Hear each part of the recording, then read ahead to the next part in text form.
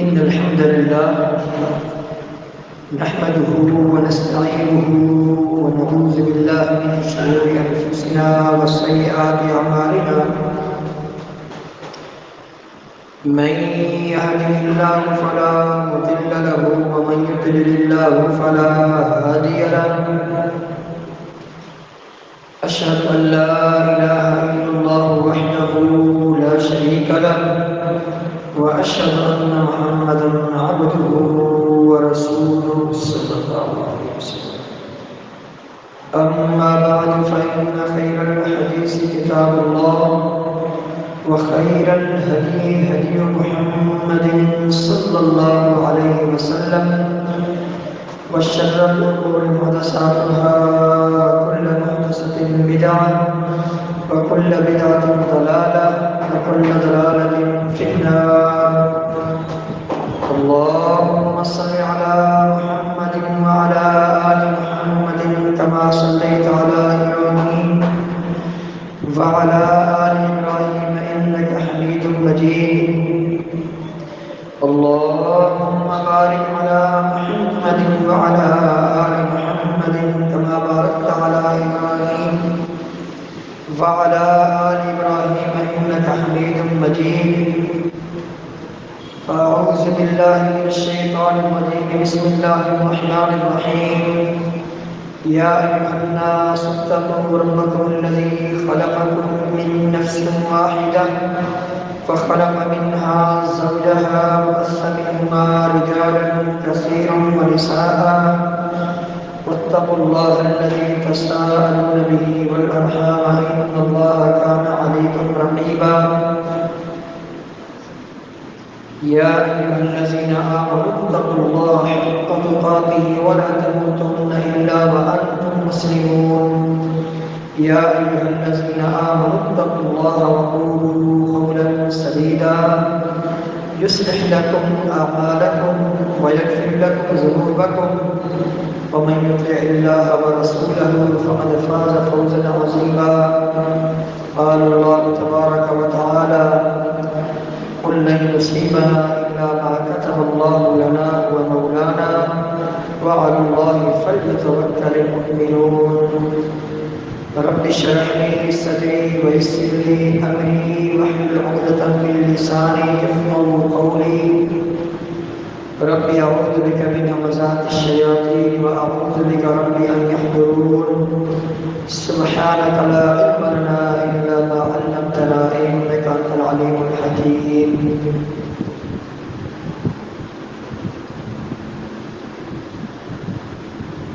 اس پوری کائنات کا مالک، رب، مشکل کشا، حاجت روا اور جس کے پاس تمام کے تمام اختیارات ہیں، جو ہر چیز کا مالک ہے، وہ صرف اور صرف اللہ تعالیٰ ہی ہے.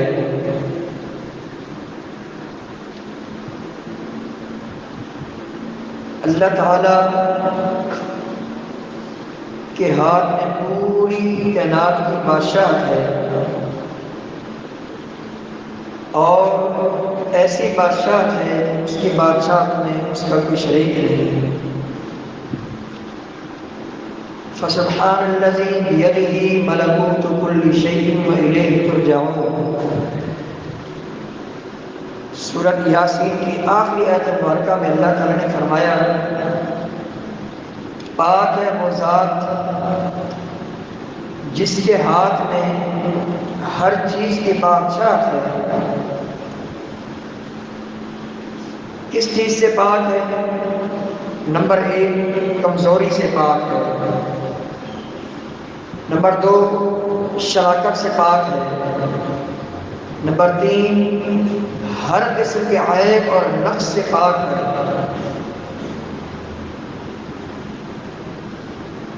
اسی کے ہاتھ میں ہر چیز کی بادشاہت ہے. اور دنیا والوں سن لو کہ تم سب نے اسی کی طرف لوٹ کے جانا ہے. للہ ملک السماوات والارض یخلق ما یشاء، اللہ تعالیٰ ہی کے ہاتھ میں بادشاہت ہے۔ للہ یہ جار مجرور ہے، ملک السماوات والارض یہ مبتدا ہے اور یہ للہ اس کی خبر مقدم ہے۔ طلباء اور علماء اس بات سے بخوبی واقف ہیں کہ جہاں پر خبر پہلے آ جائے مبتدا بعد میں چلا جائے اس میں تخصیص کا معنی ہوتا ہے اور حصر کا معنی ہوتا ہے۔ اس جملے کا مطلب اور مفہوم یہ ہے کہ ہر قسم کی بادشاہت صرف اور صرف اللہ ہی کے لیے ہے، کسی اور کے لیے نہیں۔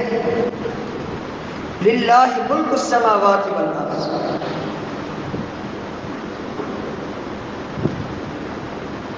یخلق ما یشاء، وہ جو چاہتا ہے پیدا فرماتا ہے۔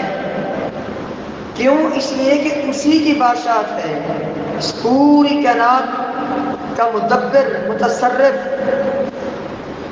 پیدا کرنے والا، عدم سے وجود میں لانے والا صرف اور صرف اللہ تعالیٰ ہی ہے۔ یخلق ما یشاء،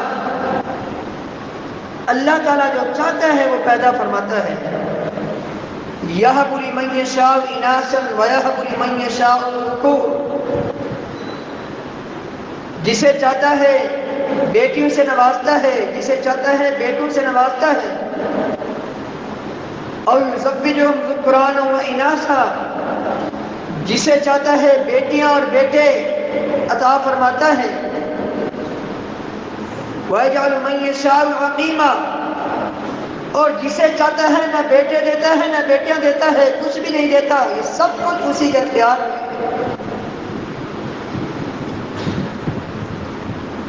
ان اللہ علی کل شیء قدیر، صرف وہی اللہ تعالیٰ ہر چیز پر قادر ہے۔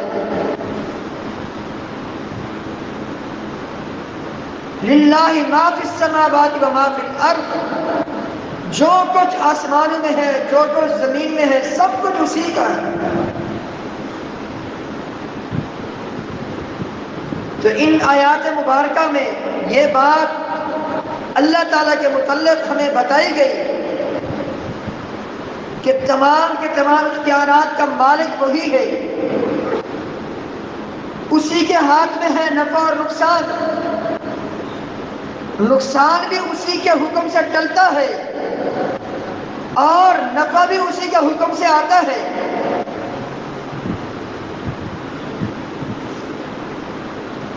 قُلْ أَفَرَأَيْتُم مَّا تَدْعُونَ مِن دُونِ اللَّهِ، اے میرے پیارے پیغمبر صلی اللہ علیہ وآلہ وسلم، آپ ان لوگوں کو کہہ دیجئے جو میرے علاوہ معبودان باطلہ کے بارے میں یہ عقیدہ رکھ کر کہ ان کے پاس بھی کچھ اختیارات ہیں، ان سے آپ کہیے افرأیتم ما تدعون من دون اللہ، کہ مجھے یہ خبر دو جن ہستیوں کو تم اللہ کے علاوہ پکارتے ہو، ان ارادنی اللہ بضر هل هن کاشفات ضرہ، اگر اللہ تعالیٰ کوئی تکلیف پہنچانا چاہے، یہ سارے کروڑوں میں ہوں، اربوں میں ہوں، عرب ہوں، عجم ہوں، مشرق میں ہوں، مغرب میں ہوں، شمال میں ہوں، جنوب میں ہوں، جہاں بھی۔ نوح علیہ السلام کے دور سے شرک شروع ہوا، آج تک جاری ہے، قیامت تک جاری رہے گا، اور اس کے خلاف علماء کرام آوازیں اٹھاتے رہیں گے، توحید کی باتیں لوگوں کو بتاتے رہیں گے۔ یہ جتنے بھی ہیں جن کے بارے میں تم اس طرح کا عقیدہ رکھتے ہو کہ یہ کچھ کر سکتے ہیں، مجھے یہ بتاؤ، ان ارادنی اللہ بضر هل هن کاشفات ضرہ او ارادنی برحمت هل هن ممسکات رحمتہ قل حسبی اللہ، اگر اللہ تعالیٰ مجھے کوئی تکلیف پہنچانا چاہے، یہ سارے مل کر اس تکلیف کو دور کر سکتے ہیں؟ نہیں۔ اور اگر اللہ تعالیٰ نفع پہنچانا چاہے، سارے کے سارے مل کر اس نفع کو تکلیف میں بدل سکتے ہیں؟ بالکل۔ اس کی وضاحت دوسری آیت مبارکہ میں فرمائی، وَإِن يَمْسَسْكَ اللَّهُ بِضُرٍّ فَلَا كَاشِفَ لَهُ إِلَّا هُوَ وَإِن يُرِدْكَ بِخَيْرٍ فَلَا رَادَّ لِفَضْلِهِ يُصِيبُ بِهِ مَن يَشَاءُ۔ اگر اللہ تعالیٰ کے حکم سے آپ کو تکلیف آنی ہو تو پوری کائنات اس تکلیف کو نہیں ہٹا سکتی۔ فَلَا كَاشِفَ لَهُ إِلَّا هُوَ، اس تکلیف کو صرف اور صرف اللہ ہی ہٹا سکتے ہیں۔ وَإِن يُرِدْكَ بِخَيْرٍ فَلَا رَادَّ لِفَضْلِهِ يُصِيبُ بِهِ مَن يَشَاءُ۔ اور اگر اللہ تعالیٰ آپ کو نفع پہنچانا چاہے، کوئی بھلائی عطا فرمانا چاہے، یہ سارے کے سارے مل کر اس بھلائی کو آپ سے نہیں ہٹا سکتے۔ فَلَا رَادَّ لِفَضْلِ اللَّهِ نفی جنس کا ہے، کسی قسم کی کوئی بھلائی آپ سے نہیں ہٹا سکتے، نہیں دور کر سکتے۔ امام الانبیاء علیہ السلام نے بڑی کوشش کی کہ آپ کا چچا ابو طالب مسلمان ہو جائے۔ بڑی کوشش کے باوجود بار بار اپنے چچا سے کہہ رہے ہیں، حتیٰ کہ جا کر کان میں یہ کہا، اے میرے چچا، قل لا الہ الا اللہ کلمۃ احاج لک بہا عند اللہ، کم از کم میرے کان میں لا الہ الا اللہ پڑھ لیں، کل قیامت کے دن اسی کلمے کو بطور حجت اللہ کے سامنے پیش کر کے آپ کی سفارش کروں۔ بڑی کوشش کی، لیکن کیا ہوا؟ چچا نے یہی کہا کہ میں عبد المطلب کے دین پر میں اپنی جان ختم کرنا چاہتا ہوں، اب میری وفات میں یہ چاہتا ہوں عبد المطلب کے دین پر آئے، آبا و اجداد کے دین پر آئے۔ امام الانبیاء علیہ السلام چچا کی وفات کے بعد بڑے غمزدہ ہوئے، بڑے افسردہ ہوئے کہ میرے چچا کو ہدایت نہ مل سکی۔ قرآن کی آیت اللہ تعالیٰ نے نازل فرما دی، انک لا تہدی من احببت ولکن اللہ یہدی من یشاء۔ اے میرے پیارے پیغمبر صلی اللہ علیہ وسلم، جسے آپ پسند فرمانا چاہتے ہیں اسے آپ ہدایت نہیں دے سکتے، ہاں اللہ تعالیٰ جسے چاہے اسے ہدایت دے سکتے ہیں۔ کیوں؟ اس لیے کہ فسبحان الذی بیدہ ملکوت کل شیء والیہ ترجعون، ہر چیز کی بادشاہ اسی کے ہاتھ میں ہے۔ سورۃ الفاتر کے شروع میں فرمایا، ما یفتح اللہ للناس من رحمت فلا ممسک لها وما یمسک فلا مرسل له من بعدہ۔ اللہ تعالیٰ اگر کوئی رحمت کھولنا چاہے، آسمان سے کوئی رحمت نازل فرمانا چاہے، زمین سے کوئی رحمت، کوئی برکت اللہ تعالیٰ ظاہر کرنا چاہے، کوئی نعمت اللہ تعالیٰ کسی کو دینا چاہے، فرمایا دنیا کی کوئی ہستی اس رحمت کو روک نہیں سکتی۔ فلا ممسک لها وما یمسک فلا مرسل له من بعدہ، اور جو رحمت اللہ تعالیٰ بند کر دے، اگر رحمت کے دروازے اللہ تعالیٰ بند کر دے، دنیا میں کوئی شخص اس رحمت کو کھول نہیں سکتا۔ رحمت کے دروازے بند ہی رہیں گے جب تک اللہ تعالیٰ ان دروازوں کو نہیں کھولے گا۔ یہ قرآن ہے، یہ قرآن پاک کی آیات مبارکہ ہیں، یہ ہمیں بار بار ہمارے عقیدے کی اصلاح کی طرف ہماری رہنمائی کر رہی ہے، اس لیے کہ اللہ تعالیٰ نے اسی قرآن کا یہ تعارف ہمارے سامنے رکھا، ان ھذا القرآن یہدی للتی ہی اقوم۔ یہ قرآن ایک ایسے راستے کی رہنمائی کرتا ہے جو تمام کے تمام دنیا کے راستوں سے بہترین راستہ ہے، جو سیدھا راستہ ہے۔ اقوم اسم تفضیل کا صیغہ ہے، مطلب یہ ہے، مفہوم یہ ہے، جس راستے کی طرف قرآن رہنمائی کرتا ہے اس راستے سے بڑھ کر کہ سچا راستہ کہ ہدایت یافتہ راستہ ہو ہی نہیں سکتا۔ اقوام اور فرمایا جو لوگ اس قرآن کو سینے کے ساتھ لگاتے ہیں، اپنے عقائد و نظریات قرآن کے مطابق بناتے ہیں، اپنے عقیدوں کی قرآن پڑھ پڑھ کر سن کر علماء کرام سے سمجھ کر اصلاح کرتے ہیں، قرآن ان کو سیدھے راستے پر جب لگاتا ہے، جب یہ سیدھے راستے پر چل پڑتے ہیں، قرآن ان کو کیا خوشخبری دیتا ہے یہ بھی بتا دیا، کیا انعام دیتا ہے قرآن۔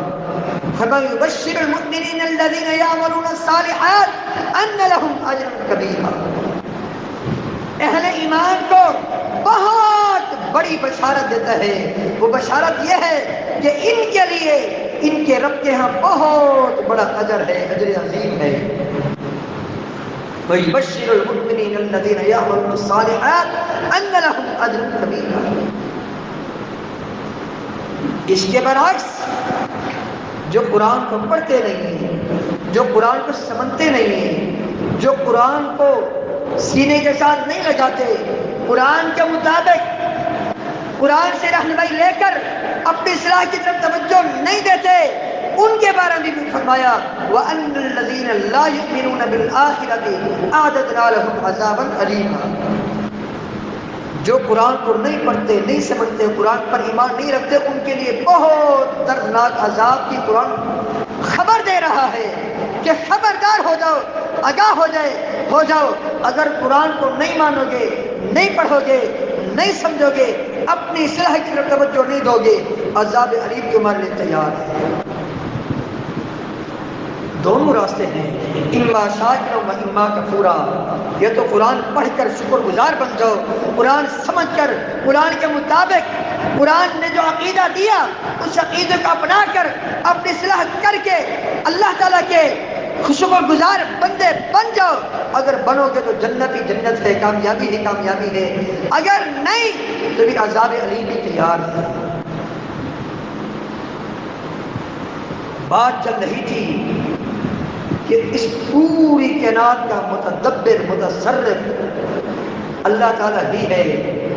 بار بار قرآن پاک میں اس موضوع کو بیان کیا گیا، تفصیل کے ساتھ بیان کیا گیا، اور یہ بات ذہن نشین رہے، یہ فطری عقیدہ ہے کہ مشکل کشا وہی ہے، حاجت روا وہی ہے، بگڑی بنانے والا وہی ہے، تمام اختیارات اسی کے پاس ہے، اور جب کہ شر آتا ہے اس کے حکم کے بغیر نہیں آ سکتا، کوئی خیر آتی ہے وہ بھی اسی کے حکم سے آتا ہے، یہ ذہن ہے۔ کیوں؟ اس لیے کہ خیر اور شر کا مالک بھی وہی ہے۔ اللہ تعالیٰ نے بار بار اس چیز کو بیان فرمایا قرآن پاک میں، مثلا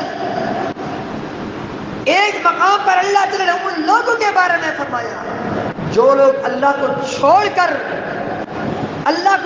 کر کسی اور کے در پہ جاتے ہیں، ان کے بارے میں فرمایا ان تدعوهم لا يسمعوا دعاءكم، اگر تم ان کو پکارو یہ تمہاری پکار نہیں سنیں گے۔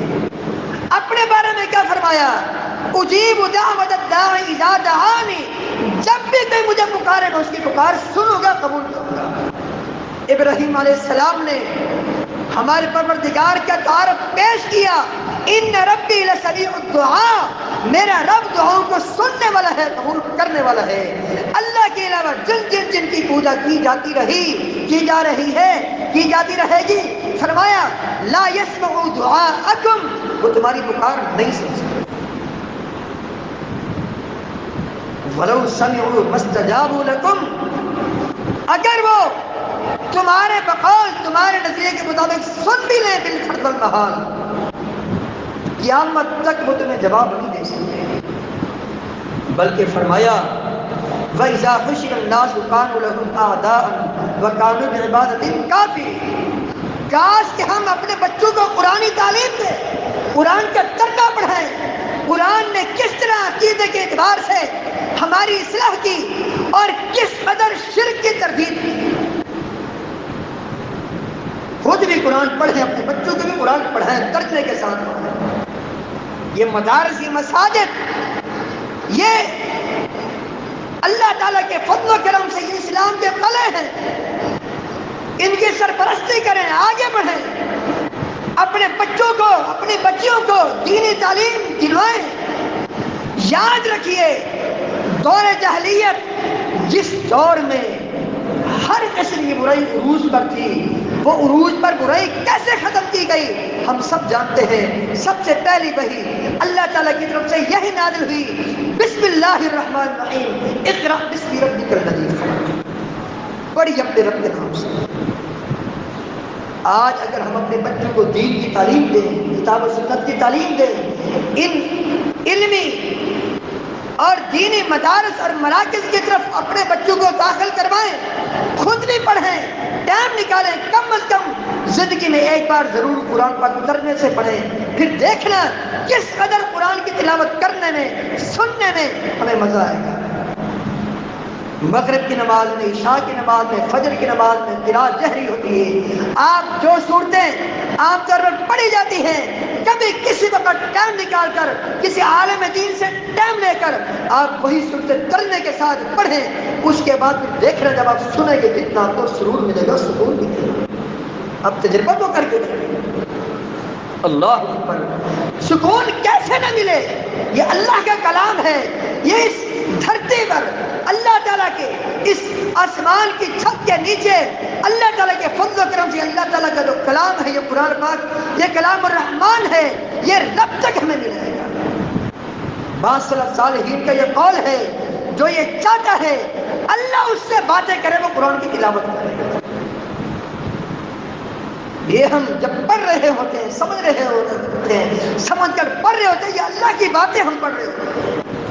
بہرحال قرآن نے بڑے واضح الفاظ میں شرک کی تردید کی اور توحید کو بالکل واضح طور پر ثابت کیا۔ عرض کر رہا تھا اللہ تعالیٰ نے ان کے متعلق فرمایا جن جن کی پوجا اللہ کے علاوہ کی جا رہی ہے، کی جاتی رہے گی، کی جاتی رہے گی، فرمایا ما یملکون من قطمیر، یہ کھجور کی گٹھلی کے مالک نہیں، کھجور کی گٹھلی کے درمیان میں جو آگے کی طرف جو دھاگا ہوتا ہے اس کے مالک نہیں، کھجور کی گٹھلی کی پشت پر جو چھوٹا سا ایک سوراخ ہوتا ہے، ایک نشان ہوتا ہے سوراخ نما، یہ تو اس کے بھی مالک نہیں۔ اپنے بارے میں کیا فرمایا؟ اپنے بارے میں کیا فرمایا؟ للہ ملک السماوات والارض، پوری کائنات کی بادشاہ اسی کے پاس ہے۔ اللہ اکبر۔ اور یاد رکھیے ان کو پکارنے کی وجہ سے اللہ کے علاوہ جن جن کو پکارا جاتا ہے، پکارنے کی وجہ سے اللہ کے عذاب آتے ہیں، اللہ کی پکڑ آتی ہے۔ نوح علیہ السلام کی مشرک قوم کی پکڑ کیوں ہوئی، کیوں غرق کیا گیا؟ اس وجہ سے کہ وہ ایک دوسرے سے کہتے تھے لا تذرن ودا ولا سواعا ولا یغوث ویعوق ونسرا۔ اللہ اکبر۔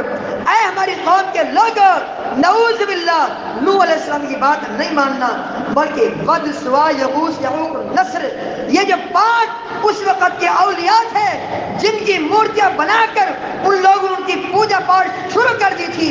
قوم کے لوگ، قوم کے بڑے، قوم کے وڈیرے اپنی قوم کے لوگوں سے کہتے ہیں ان کی پوجا نہیں چھوڑنا، نوح علیہ السلام کی باتیں نہیں ماننا۔ نوح علیہ السلام نے بڑا سمجھایا لیکن ایک بھی نہیں مانا۔ آخر کار نتیجہ کیا نکلا؟ نوح علیہ السلام 950 سال، 9 صدیاں، 50 سال تک مسلسل اللہ کی توحید کی دعوت دیتے رہے۔ جب نوح علیہ السلام کو اللہ نے یہ بات بتا دی، یا نوح انہ لیس من اہلک، یا نوح انہ لن یؤمن من قولک، اللہ تعالیٰ نے یہ وحی کر کے بتا دیا جو ایمان لا چکے اے میرے پیارے پیغمبر، اے نوح علیہ السلام، اب اس کے بعد جو ایمان لا چکے اب کوئی مسلمان نہیں ہو سکتا۔ جو ایمان لا چکے ان کے بعد، یہ 70-80 افراد تھے، ان کے بعد اب کوئی مسلمان نہیں ہو سکتا۔ نوح علیہ السلام نے کہا اچھا، دل برداشتہ ہو گیا، بد دعا دی، لا تذر علی الارض من الکافرین دیارا، اے اللہ جب تو نے یہ خبر دی، تو علام الغیوب ہے، تو غیب دان ہے، تو ملک العلام ہے، تو بادشاہوں کا بادشاہ ہے، پوری کائنات کا تو بادشاہ ہے، ہر چیز کا علم تیرے پاس ہے، تو علیم بذات صدور، ذات نے جب خبر دی لن یؤمن من قومک الا من قد آمن، جو ایمان لا چکے اس کے بعد اب کوئی ایمان لانے والا نہیں، میں بھی تجھ سے یہ ریکویسٹ کرتا ہوں لا تذر علی الارض من الکافر من دیارا، دنیا میں کوئی کافر جینے کے قابل نہیں، تو بھی ان کو نیست و نابود کر دے۔ حالانکہ پیغمبر قوم کے لیے مہربان ہوتے ہیں، رحم دل ہوتے ہیں۔ جب نوح علیہ السلام اللہ اکبر کو اللہ نے بتا دیا تب انہوں نے بد دعا کی، اللہ تعالیٰ نے بد دعا نوح علیہ السلام کی قبول فرما لی۔ آخرکار کشتی بنانے کا حکم دیا گیا، پوری مشرق قوم حتیٰ کہ نوح علیہ السلام کے بیٹا کنعان وہ بھی غرق ہو گیا، کچھ نہیں بچا۔ عظیم پیغمبر کہنے لگے اے میرے پیارے پروردگار ان بنی من اہلی، میرے بیٹے کو تو بچا لے، کیوں میرے اہل سے ہے۔ اللہ نے کہا انہو لیس من اہلک انہو عمل غیر صالح، اے نوح اس کے شرک کی وجہ سے، اس کے کفر کی وجہ سے یہ آپ کے خاندان سے کٹ گیا ہے، آپ کی نسل سے کٹ گیا ہے۔ ٹھیک ہے نسبی اعتبار سے آپ میں سے ہے، آپ کا بیٹا ہے، لیکن شرک ایسا خطرناک گناہ ہے، اس شرک کی وجہ سے آپ کی نسل سے کٹ گیا ہے۔ انہو لیس من اہلک، آخرکار بیٹا کنعان بھی آنکھوں کے سامنے غرق ہو گیا۔ یہ ہے شرک کا نتیجہ۔ یہ ساری باتیں عرض کرنے کا مقصد یہ ہے کہ ہم خود بھی اپنے بچوں کو قرآن پڑھائیں، ترجمے کے ساتھ پڑھیں، خود بھی پڑھیں، اپنے بچوں کو بھی پڑھیں، جس سے ہم چاہتے ہیں دنیا میں ہمارے بچوں کا مستقبل سدھر جائے۔ سب سے بڑا مستقبل وہ اس وقت شروع ہونے والے ہیں جب ہماری آنکھیں بند ہوں گی۔ اصل مستقبل تو اس وقت شروع ہوگا جب خبر ہے، کیونکہ وہاں تنہا جانا ہے، اکیلے جانا ہے۔ یہاں غم بانٹنے والے بہت آ جاتے ہیں، تسلیاں دینے والے بہت آ جاتے ہیں۔ اگر کاروبار میں نقصان ہوا بعد میں فائدہ ہو سکتا ہے، امکانات موجود ہیں۔ اللہ نہ کرے قبر میں کی ناکام ہو جائے، ناکامی ہی ناکامی ہے۔ اسی چیز نے تو عثمان رضی اللہ تعالیٰ عنہ کو بہت زیادہ غمزدہ کر دیا، اسی چیز نے۔ حالانکہ ایک ہی بار کئی بار جنت کی بشارت ملی عثمان غنی رضی اللہ تعالیٰ عنہ کو، قربان جاؤں، بڑے عظیم صحابی۔ یہ پورے صحابہ میں کچھ اتنی خوبیاں ہیں جو اللہ تعالیٰ کے فضل و کرم سے انہیں کو ملی۔ نمبر ایک، یہ نبی کریم صلی اللہ علیہ وسلم کے ڈبل داماد ہیں۔ آپ علیہ السلام کی ایک بیٹی فوت ہوئی، پھر آپ نے دوسری بیٹی کا نکاح عثمان رضی اللہ عنہ سے کیا، ڈبل داماد ہے۔ دوسری ان کی اللہ تعالیٰ کے فضل و کرم سے جو ان کی منقبت ہے، فضیلت ہے، جو ان کا مقام ہے، جو ان کی خصوصیت ہے، آج تک عثمان رضی اللہ عنہ کا اکاؤنٹ کھلا ہوا ہے۔ اللہ تعالیٰ ہم سب کو بار بار اپنے گھر کی زیارت کرنے کی توفیق عطا فرمائے، بار بار لے جائے۔ آج بھی مسجد نبوی میں جو بل آتا ہے وہ عثمان رضی اللہ عنہ کے نام سے آتا ہے۔ آج تک ان کا 1400 سال بیت گئے، ابھی تک ان کا وہ رفائی کام، وہ خرچ ان کا چل رہا ہے۔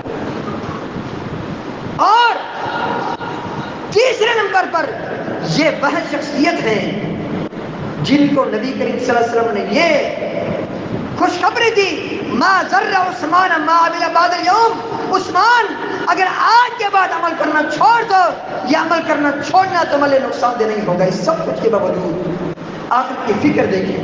حالانکہ قاری قرآن، عالم دین، صحابی رسول کیا کیا ملازم ہیں، لیکن جب کسی قبر کے پاس گزرتے، قبر کے پاس سے گزرتے ہی وہیں کھڑے ہو جاتے، رونا شروع کر دیتے۔ پوچھنے والے نے پوچھا جنت کا تذکرہ ہوتا ہے، جہنم کا تذکرہ ہوتا ہے، آپ نہیں روتے؟ جیسے ہی آپ قبر کے سامنے کھڑے ہوتے ہیں، سامنے قبر ہے، آپ نے رونا شروع کر دیا۔ اس کی کیا وجہ ہے؟ اور اتنا روتے ہیں حتیٰ کہ ان کی داڑھی تر ہو جاتی ہے، آنکھوں سے اتنے آنسو نکلتے ہیں، آنسو سے ان کی داڑھی بھیگ جاتی ہے۔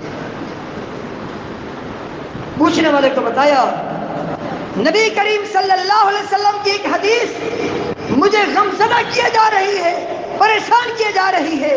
حالانکہ ایمان ہے، یقین ہے، سب کچھ ہے، لیکن اللہ کا ڈر دیکھیں، آخرت کی فکر دیکھیں۔ قبر کی فکر دیکھیں اور اس زندگی کی فکر دیکھیں جو بعد میں شروع ہونے والی ہے. کہ نبی کریم صلی اللہ علیہ وسلم نے فرمایا قبر آخرت کی منازل میں سے پہلی منزل ہے.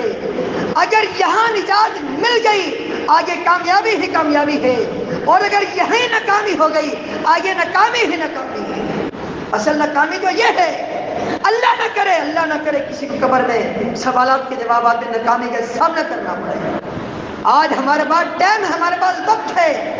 آج ہمارے پاس وہ وقت نہیں آیا جس دن مجرم جہنم میں جلتے ہوئے کہیں گے ربنا اخرجنا نعمل صالحا غیر الذی کنا نعمل.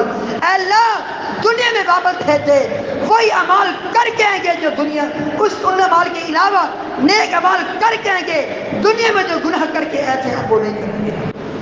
وہ وقت ہمارے پاس نہیں. جس وقت کسی کی موت کا وقت آتا ہے وہ یہی کہتا ہے ربی لولا اخرتنی الی اجل قریب فاصدق واکن من الصالحین.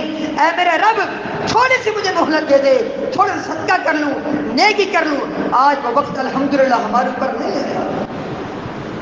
وہ وقت نہیں آیا ہمارے پاس جب ایک شخص مجرم کہے گا رب ارجعون، اے اللہ مجھے واپس لوٹا دے، دنیا میں لوٹا دے. کیوں؟ میری بیوی بیوہ ہو رہی ہے؟ نہیں. کاروبار ٹھپ ہو جائے گا؟ نہیں. بچہ یتیم ہو جائیں گے؟ نہیں. لعلی اعمل صالحا فیما ترکت. اے اللہ اب مجھے پتہ چلا ہے پہلے میری آنکھیں اللہ پر بند تھیں، اب جب دنیا سے آنکھیں بند ہو رہی ہیں حقیقت میں میری آنکھیں ابھی کھلی ہیں. اب مجھے یقین ہو گیا ہے کہ یہاں آ کر نیک عمل کرنے پڑتے ہیں. لعلی اعمل صالحا فیما ترکت. وہ وقت ہمارے پاس ہمارے اوپر نہیں آیا.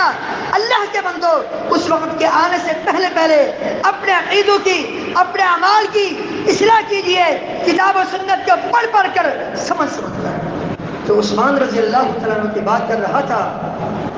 یہ کہتے ہیں پھر میں نے نبی کریم صلی اللہ علیہ وسلم سے سنا کہ قبر آخرت کے منازل میں سے سب سے بھیانک، سب سے خطرناک، سب سے تکلیف دہ منزل ہے. اگر یہاں سے کامیابی مل گئی تو کامیابی ہی کامیابی ہے، یہاں ناکامی ہوئی آگے ناکامی ہی ناکامی ہے. تو اس کا سامنا ہر کسی کو جب کرنا ہے تو پھر کیوں نہ ہم اپنے عقائد کو کتاب و سنت پر پیش کریں.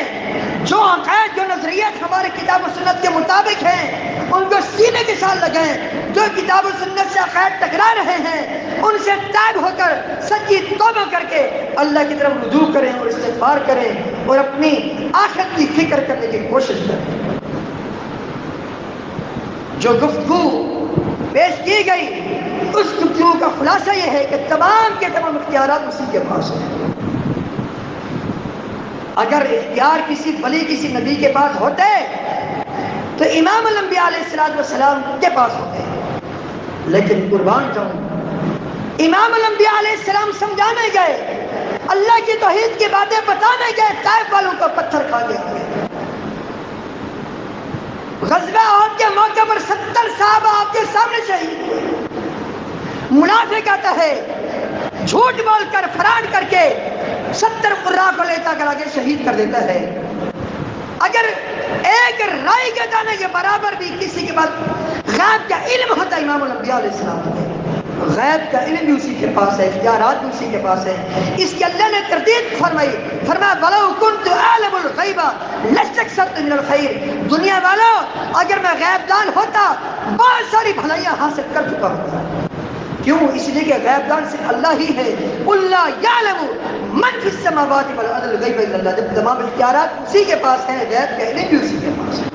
وَمَا مِن دَابَّةٍ فِي الْأَرْضِ إِلَّا عَلَى اللَّهِ رِزْقُهَا وَيَعْلَمُ مُسْتَقَرَّهَا وَمُسْتَوْدَعَهَا كُلٌّ فِي كِتَابٍ مُبِينٍ. فرمایا دنیا والوں سن لو، جتنی بھی زیروں چیزیں ہیں، جتنی بھی زمین پر چلنے والی چیزیں ہیں ان کو رزق دینے والا میں ہی ہوں اور میں ہی جانتا ہوں کون کتنے رزق کا مستحق ہے، کون کہاں رہتا ہے، کون سی مخلوقات دلوں میں رہتی ہے، کون سی مخلوقات جنگلوں میں رہتی ہے.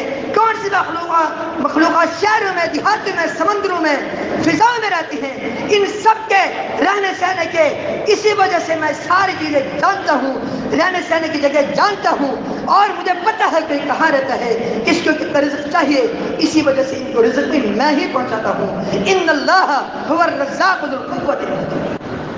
یہ قرآن نے ہمیں عقیدہ دیا ہے اللہ کے متعلق۔ اور پھر دنیا میں کوئی نقصان نہیں ہوتا اس کے آرڈر کے بغیر، اس کے حکم کے بغیر، اس کے ارادے کے بغیر۔ کتنے سارے لوگ ہیں جیسے ہی سفر کا مہینہ شروع ہوتا ہے وہ کہتے ہیں نعوذ باللہ محموس مہینہ ہے۔ کتنے افسوس کی بات ہے، ہم شاید یہ نہیں سمجھ رہے، ہم یہ کہہ کر سفر کو منحوس قرار دے کر اپنے رب کو نعوذ باللہ ایذا دے رہے ہیں، اپنے رب کو ایذا دے رہے ہیں۔ کیسے؟ صحیح بخاری کی حدیث ہے، امام مسلم بھی روایت فرماتے ہیں، نبی کریم صلی اللہ علیہ وسلم نے فرمایا، اللہ تعالیٰ فرماتا ہے یوزینی ابن آدم، ابن آدم مجھے ایذا دیتا ہے، مجھے تکلیف دیتا ہے۔ اللہ کس طرح؟ تجھے تو ایذا بھی دے ہی نہیں سکتا۔ کیا مطلب؟ مجھے ابن آدم غصہ دلاتا ہے، غضبناک کرتا ہے۔ اللہ کیسے؟ کس طرح؟ فرمائیے سب الدہر، وہ زمانے کو منحوس کہتا ہے، برا کہتا ہے، گالی دیتا ہے۔ وانا الدہر، زمانے کا مالک تو میں۔ یہ رات کا دن کا مالک کون ہے؟ اللہ ہی ہے۔ ان عدت الشہور عند اللہ 12 شہرا فی کتاب اللہ، یہ مہینوں کی تعداد 12 اس وقت سے ہے، اس دن سے ہے جب سے اللہ نے آسمانوں کو اور زمین کو پیدا کیا۔ ان مہینوں میں سے کوئی ایک مہینہ ایسے نہیں، کسی مہینے کی ایک رات، کسی مہینے کا ایک دن، ایک لمحہ، ایک گھڑی ایسی نہیں جو منحوس ہو۔ اگر کوئی ایسا کہے گا وہ اللہ کو غضبناک کرے گا، اور جو اللہ کو غضبناک کرے گا پھر اس کا کیا انجام ہوگا۔ آئیے یہ بات عرض کر کے بات ختم کرتا ہوں۔ فرعون کے بارے میں اللہ تعالیٰ نے فرمایا فلما آسفونا انتقمنا منہم فاغرقناہم اجمعین، جب انہوں نے ہمیں غصہ دلایا ہم نے انتقام لیا، بدلہ لیا، سارے کے سارے فرعون کو غرق کر دیا۔ خدا را اس مہینے کے متعلق جو زمانہ جاہلیت کے جو تصورات تھے وہ تصورات اپنے اندر مت لائیے۔ کتنی بدعقیدگیاں آ چکی ہیں، سامنے سے کالی بلی راستہ کاٹ جا، ہم کہتے ہیں آج خیر نہیں ہے، ایسی بدعقیدگیاں۔ اور اگر ہمارے گھر کی چھت پر الو بول پڑے کہتے ہیں آج خیر نہیں ہے۔ گاڑی لیں گے، نئی گاڑی کروڑوں کی، 80 70 90 لاکھ کی گاڑی لیں گے اور نیچے جوتا باندھ دیں گے، کس کے لیے؟ تاکہ حادثے سے بچ جائے۔ ایسے بدعقیدگیاں، چاہے جوتا تمہارا مشکل کشا، وہ ہنڈیا تمہاری مشکل کشا ہے۔ پھر سن لو، امام الانبیاء علیہ السلام نے ایک شخص کو دیکھا، اس نے ایک چھلا پہنا ہوا ہے، ایک یوں سمجھے کہ دھاگا پہنا ہوا ہے۔ پوچھا کس لیے پہنا؟ فرمائے اس نے عرض کیا میں نے بیماری سے بچنے کے لیے پہنا ہے۔ آپ ہمیں اسے اتار پھینکو، فإنها لا تزيدك إلا وهنا، یہ تو تمہیں اور کمزور کر دے گا۔ یاد رکھنا میری بات اگر نہیں مانی، اس کو پہنے رکھا اس نیت سے، اس میں برکت ہے، اس میں شفا ہے، یہ برکت کے لیے ہے، یہ بیماری سے بچنے کے لیے ہے، اس عقیدے کے ساتھ پہنے رکھا، ما افلحت ابدا، تمہیں کبھی نجات نہیں ملے گی، ہمیشہ جہنم میں رہو گے۔ ایک شخص کو دیکھا اس نے چھلا پہنا ہوا ہے، فرمایا من علق تمیمۃ فقد اشرک، جس نے تعویذ پہنا ہے اس نے شرک کیا۔ بالکل دو ٹوک الفاظ میں یہ باتیں ہمارے سامنے موجود ہیں۔ انہی باتوں کے مطابق ہم اپنے عقائد کی اصلاح کریں، اللہ تعالیٰ توفیق عطا فرمائے، اور یہ عقیدہ لے کر جائیں۔ آج تمام کے تمام اختیارات اللہ ہی کے پاس ہیں، اسی کے پاس اختیارات ہیں، وہی مالک العلام ہے، وہی بادشاہ ہے، وہی حاجت روا ہے، وہی عبادت کے لائق ہے، اسی کی عبادت کی جائے، اس کے علاوہ کس کی عبادت نہیں کی جائے۔ کیوں؟ اس لیے کہ وہی الہ العالمین ہے، وہی رب العالمین ہے۔ جب رب العالمین وہی ہے تو ہم یہ اپنے رب کے سامنے عقیدہ رکھتے ہیں ایاک نعبد و ایاک نستعین۔ اللہ تعالیٰ سے دعا ہے اللہ تعالیٰ ہم سب کو اپنے اپنے عقائد کی اصلاح کرنے کی توفیق عطا فرمائے۔ استغفر اللہ لی ولکم ولسائر المسلمین۔